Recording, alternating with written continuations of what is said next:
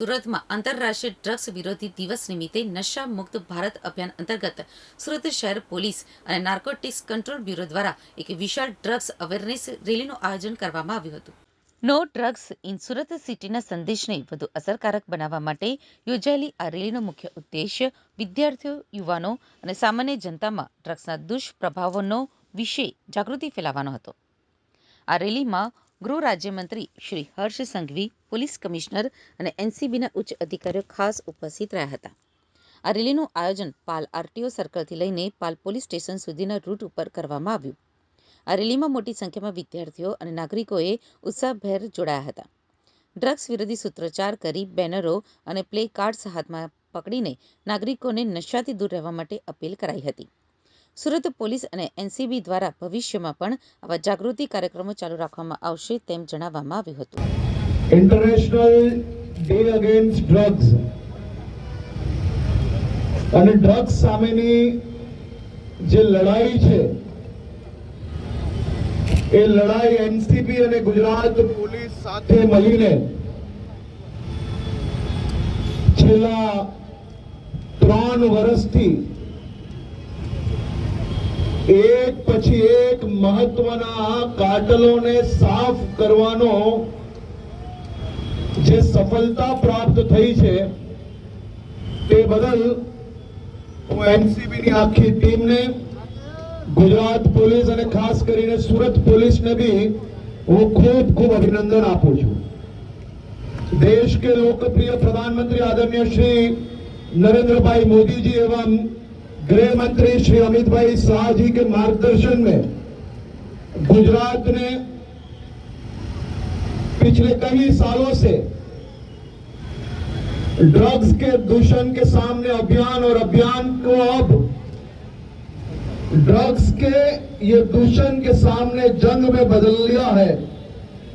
चाहे भारत पाकिस्तान की सीमाओं से, समंदर की तेज लहरों के बीच से,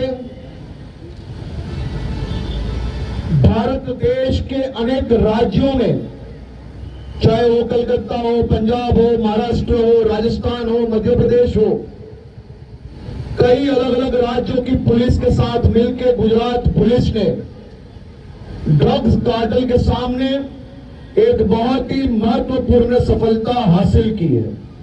आने वाले साल में इसी प्रकार से गुजरात के हर कोने में ड्रग्स कार्टेल की बात हो या फिर समाज को प्रेरणा देके समाज को ड्रग्स से और ड्रग्स के दूषण से बचाने का काम हो, गुजरात पुलिस एनसीबी एवं अलग अलग संस्थाओं के साथ में मिलकर और भी तेजी से काम करेगी. और ये काम हमारे लिए मात्र एक अभियान नहीं, ये काम हमारी सबसे बड़ी प्रायोरिटी है. और यही काम में हम आने वाले दिनों में एक बड़ी लड़ाई लड़ने के लिए गुजरात पुलिस तैयार है. गुजरात पुलिस ड्रग्सના માધ્યમમાં માત્ર ડ્રગ્સ પકડવા માટે ડ્રગ્સ વેચનારને પકડવા પૂરતું જ સીમિત નથી. હું સુરત શહેર પોલીસ કમિશનરને આજે અભિનંદન આપવા માંગુ છું કે સામાજિક દિશાથી भी પોલીસે જે બાળકો, કોઈ યુવાનો કોઈ भी પ્રકારના નશાના દૂષણમાં ફસાયા હોય તો એમની ઉપર સીધા કેસ કરીને કે એમને પકડીને માત્ર સજા આપવા પૂરતું નહીં, પરંતુ એમના પરિવારજનોને બોલાવીને મળીને એવા અનેક લોકોને દૂષણથી બહાર લાવવામાં સફળતા પ્રાપ્ત કરી છે.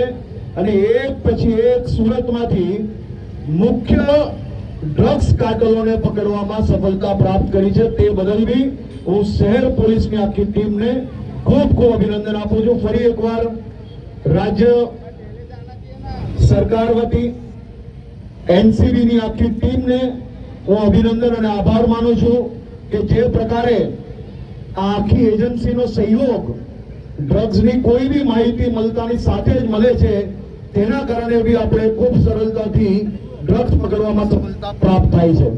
આપ સૌ બાળકોને વિનંતી છે કે તમારી જોડે આપણે જે બાળકો આજે આ રેલીમાં ના જોડાઈ શક્યા હોય તેને બી ડ્રગ્સ માટે